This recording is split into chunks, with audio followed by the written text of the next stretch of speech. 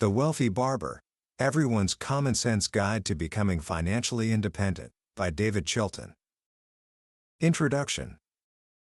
Imagine for a moment that you need life-changing advice. The kind of advice that could alter the entire course of your future, setting you on a path to wealth and security. Who would you turn to? A high-powered consultant in a skyscraper office? A celebrated professor at a prestigious university? Now, what if I told you that the wisest financial planner in town wasn't any of those people? What if I told you he was a man who spent his days with scissors in his hand, sweeping up hair from a checkered floor in a small-town barbershop? That's the surprising, brilliant premise of a book that has quietly sold over 2 million copies, not through flashy marketing, but through the power of its simple, profound truth. The book is The Wealthy Barber, written by David Chilton. And the story it tells is about how a young man, completely lost when it comes to money, stumbles upon the secrets to financial independence from the most unlikely of mentors, his local barber. Chilton himself is a fascinating figure. He wasn't some Wall Street guru. He was a man who saw that most people, even those with good jobs and good intentions, were financial illiterates. He realized that the world of finance had been made needlessly complex, filled with intimidating charts and jargon designed to keep ordinary people out. So, he set out to do the impossible: make personal finance simple, accessible, and maybe even a little fun. By the end of our time together today, you will understand the single most powerful secret to building wealth, a rule so simple, yet so effective, that if you follow it, financial success is not just possible, it's practically guaranteed. You'll see why the traditional way of saving money, through budgeting, is designed to fail, and you'll learn a nearly painless method that works in reverse. And most importantly, you will walk away with a clear step-by-step plan that you can put into action tomorrow, on nothing more than an average salary, to begin your own journey toward becoming financially independent.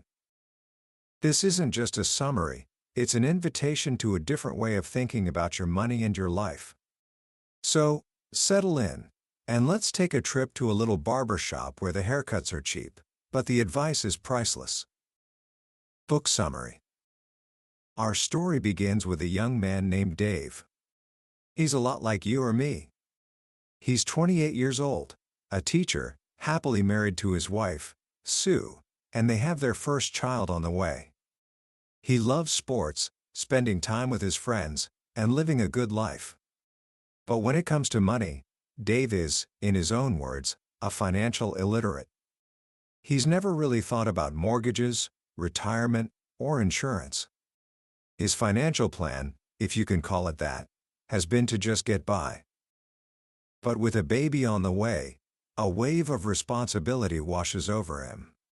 One day, he stumbles upon a financial planning quiz in a magazine. Questions like, "Is your will up to date?" and "How do you plan to pay for your children's education?" hit him like a ton of bricks. He can't answer most of them. He doesn't even understand some of them. In that moment, he has a terrifying vision of his future: him, his wife, and their kids, living as bag people. He decides, right then and there, that he needs to learn. So, he does what any of us might do. He decides to ask his dad for advice. His father is a high school principal, a smart, stable man who has always provided for his family. Dave figures his dad must have learned a thing or two over the years. That weekend, Dave sits down with his father, expecting a long, perhaps boring, conversation about saving and budgets. But what his father tells him changes everything. His dad admits that for most of his life, he knew nothing about finance either. He and Dave's mother lived paycheck to paycheck, their only rule being don't borrow money. They were just like most people, financially illiterate, because the school system had failed to teach them one of life's most crucial skills. It was only about 6 years ago that his dad finally learned the basics. And when he did, he was shocked at how simple it all was. Dave, leaning in, asks, "So what did you do? Who taught you?" His father smiles and tells him a story. 6 years ago, with a bit of extra money from an inheritance and his kids grown up, he knew he needed professional help. He was at the local barbershop, Miller's Barbershop, getting a trim. He mentioned his dilemma to another regular, a man named James Murray, who had worked as a stockbroker and insurance agent before becoming a successful real estate salesman. Dave's dad asked him for a recommendation. "Who's the best financial planner in town?" James Murray smiled and said, "The best financial planner in town is holding a razor to your throat." Dave is stunned. "Roy, the barber?" His dad nods. "That's right. Roy Miller. Over the next several months, as he cut my hair, Roy taught me everything I needed to know. And today, your mother and I are in great financial shape." How could a barber be a financial genius? As it turns out, Roy Miller was no ordinary barber. In high school, he was the all-American kid, smart, athletic, funny, and voted most likely to succeed. He was on his way to becoming a lawyer when tragedy struck. His father died suddenly of a heart attack, leaving the family with no savings, no pension, and very little insurance. At just 19 years old, Roy had to drop out of college and take over his father's barbershop to support his mother and younger sister. Shaken by his family's financial vulnerability, Roy vowed he would never make the same mistakes. He started reading every book on money he could find, but they were all about what to do with money once you had it, not how to accumulate it in the first place. Remembering his father's advice? If you want to learn to do something right, watch someone who does it successfully. Roy decided to seek out the wealthiest man in town, a man named Maurice White. Mr. White, who owned half the real estate downtown, took a liking to the earnest young barber. He told Roy, "I'll teach you the golden secret of financial success in 1 hour." And in that 1 hour, Roy learned a lesson that would eventually make him a millionaire, all on a barber's salary. Dave's dad refuses to tell him the secret. "Roy teaches it better than anyone," he says. "He's expecting you tomorrow. Just listen to what he says, and you'll never have to worry about money again." The next morning, Dave, his sister Kathy, and his best friend Tom, all curious and a little skeptical, walk into Miller's barbershop. And that's where their education, and ours, truly begins. Roy Miller, the wealthy barber, greets them warmly. He's not what you'd expect a millionaire to be. He's just a regular guy in a small-town barbershop, surrounded by his weekend regulars. But when he starts talking about money, his simple common sense is electrifying. He tells them, financial planning is not as complicated as people make it out to be. It's not about budgeting your life away. Very few people have become successful through budgeting, and the ones who have aren't much fun at parties. Tom, ever the skeptic, asks, "So if we don't budget, how do we save money?" Roy smiles. "That's the golden secret. That's the lesson that old Mr. White taught me all those years ago." He tells them about the day he sat down with the wealthiest man in town. Mr. White looked at him and said, "Wealth beyond your wildest dreams is possible if you follow one simple rule. Invest 10% of all you make for long-term growth. If you follow that one guideline, someday you'll be a very rich man." That's it? Tom is visibly disappointed. It sounds too simple. But then Roy reveals the magic behind the simplicity, the power of compound interest. He poses a question to Kathy. If you invested $200 a month, every month, for 30 years, and earned an average return of 15% a year, how much do you think you'd have? Kathy does some quick math. She figures maybe $200,000. Roy's eyes twinkle. Wrong. The answer is $1.4 million. They are floored. Tom immediately blurts out the questions we're all thinking. What about inflation? And where on earth am I going to get a 15% return? More importantly, where am I going to get $200 a month to save? Roy tackles these one by one. But first, he doubles down with another mind-boggling example. He asks Dave, if you had started putting away just $30 a month, the equivalent of $1 a day, at age 18, and you did that until you were 65, earning that same 15% return, how much would you have? Dave guesses around $70,000. Close, Roy laughs. The answer is around $2 million. He then delivers the kicker. And do you know what's even more impressive? You know someone who has done it.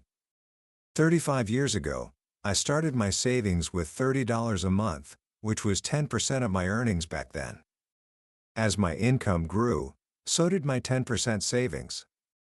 You three, he says, with a quiet confidence, are looking at a very wealthy man. Roy Miller, their barber, is a self-made millionaire. Not through some complicated stock-picking scheme, but by following one simple rule, consistently, over time. But what about Tom's questions? First, the saving part. How can you save money when it feels like there's never anything left at the end of the month? This is where Roy introduces the second part of the golden rule, a phrase that is perhaps even more important than the first: pay yourself first. He explains that traditional budgeting is doomed to fail because it's based on a flawed premise, that you can save what's left over after you spend. But life always gets in the way. A want becomes a need, and suddenly there's nothing left to save. Pay yourself first flips the script. It means you treat your savings not as an afterthought, but as your most important bill. The very first thing you do when you get your paycheck, before you pay for rent, groceries, or anything else, is you take 10% off the top and put it away for your future. You make it automatic. You set up a pre-authorized payment from your bank account that moves the money before you even have a chance to see it, or miss it. Roy promises them something that seems impossible. If they do this, their lifestyle will barely change. They will adjust to living on the remaining 90% without even noticing. It's like a raise in reverse. You adapt just as quickly. This single idea, automating your savings so that 10% disappears before you can spend it, is the key that unlocks everything else. It removes the need for willpower and discipline, which so often fail us. Now for the second question, where do you put that 10% to get a good return? Roy simplifies the entire world of investing into two categories. You can either be a loaner or an owner. A loaner is someone who puts their money in savings accounts, CDs, or bonds. You're essentially loaning your money to a bank or a government, and they pay you a small, relatively safe rate of interest in return. An owner, on the other hand, buys a piece of a business. That could mean buying real estate or buying stocks. Roy is adamant, over the long run, ownership will always outperform loaning. Why? Because our entire economic system is built on the idea that investing in businesses and enterprises will generate a higher return than simply parking money in a bank. If it didn't, the economy would collapse. So, does this mean you should start picking individual stocks? Absolutely not, Roy warns. He explains that picking stocks is an incredibly difficult game, one that even most professionals, including stockbrokers, are not very good at. It requires a rare combination of guts, brains, and a sixth sense for value that very few people possess. So, what's the alternative for the average person? Roy's answer is clear: equity-oriented mutual funds. He explains that a mutual fund is simply a professionally managed pool of money from thousands of people, all invested together. It offers three huge advantages. First, you get professional money management. You're hiring a full-time expert to make the decisions for you. Second, you get instant diversification. Your small monthly contribution is spread across hundreds of different companies in various industries and countries, so you're not putting all your eggs in one basket. And third, it's a hands-off investment. It has a very low beta factor, which Roy charmingly defines as the pain in the ass factor. But what about market crashes and fluctuations? This is where Roy reveals another piece of magic: dollar cost averaging. It sounds technical, but the idea is beautiful in its simplicity. Since you are investing the same fixed dollar amount every month, your money automatically buys more shares when the price is low and fewer shares when the price is high. This means that market downturns, which scare most people away, actually work to your advantage over the long run. You're systematically buying shares on sale, month after month, ensuring your average cost per share is lower than the average price. So the complete 10% solution is this: automatically deduct 10% of your income each month and invest it into a well-selected, diversified mutual fund. And then, you forget about it. You let time and the magic of compound interest do the heavy lifting for you. Over the next several months, on their regular visits to the barbershop, Dave, Kathy, and Tom learn the other essential pieces of the financial puzzle. Each lesson is built on the same foundation of simplicity and common sense.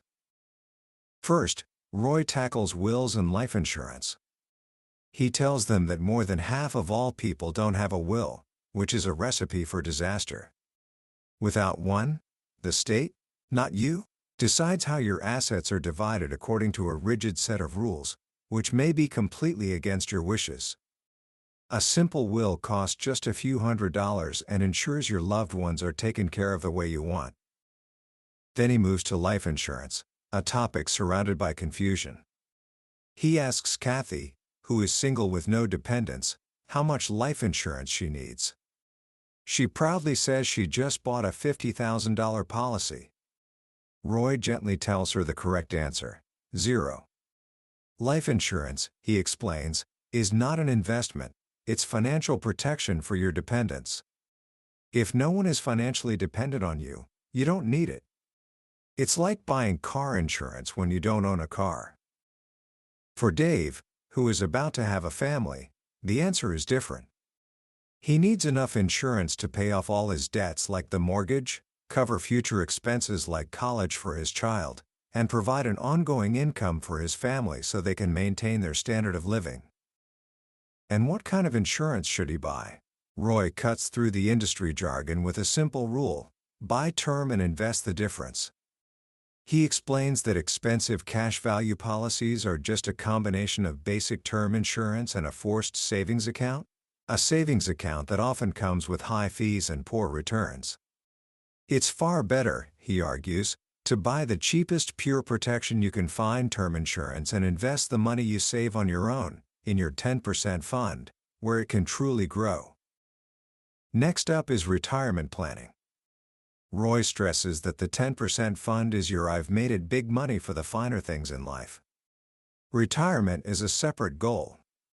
He explains the different retirement savings vehicles, like IRAs and 401ks, in simple terms.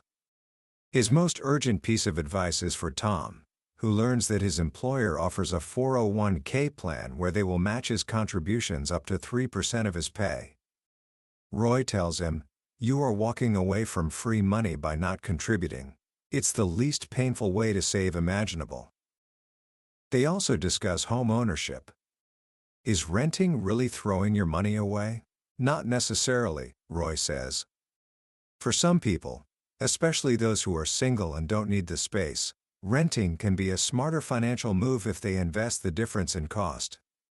But for a family like Dave's, owning a home is one of the best investments they can make, thanks to leverage using the bank's money, tax deductions, and the fact that it acts as a forced savings plan. Finally, Roy shares his wisdom on day-to-day spending and saving. And his advice is surprising. He admits that he used to preach about meticulous budgeting and thrift, but he realized almost nobody followed that advice. His philosophy changed. He realized that if you are automatically taking care of the big things, your 10% savings, your retirement contributions, and your insurance, then how you spend the rest of your discretionary income has surprisingly little impact on your long-term financial future. This is the ultimate freedom the plan provides. It's not about depriving yourself. It's about setting up an automatic system for wealth creation that runs in the background, leaving you free to live your life without worrying about every single dollar. His one powerful mantra for daily spending is this: a dollar saved is $2 earned. Because of taxes, you have to earn nearly $2 just to take home one. But a dollar you save by shopping smartly is a full dollar that stays in your pocket. In the end, Dave, Kathy, and Tom graduate from the Miller School of Financial Planning. They are no longer intimidated by money. They have a simple, common-sense plan. They feel a sense of control and optimism about their future that they never thought possible.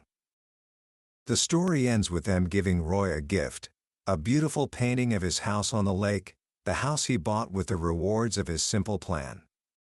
On the frame is an engraved plate that reads, "The Rewards of Common Sense." Commentary. When you step back and look at the lessons from the Wealthy Barber, what's so striking is not how complex they are, but how profoundly simple. In a world that tells us that wealth is reserved for financial wizards who understand intricate market strategies, David Chilton, through the voice of Roy the Barber, gives us a message of incredible hope. Financial independence is within reach for every single one of us. The book's true genius is that it's not really a book about finance. It's a book about human nature. Roy's plan works because it's designed for real people, not for robots. It acknowledges that we lack discipline, that we get overwhelmed by complexity, and that we'd rather enjoy our lives today than sacrifice everything for a tomorrow that feels distant.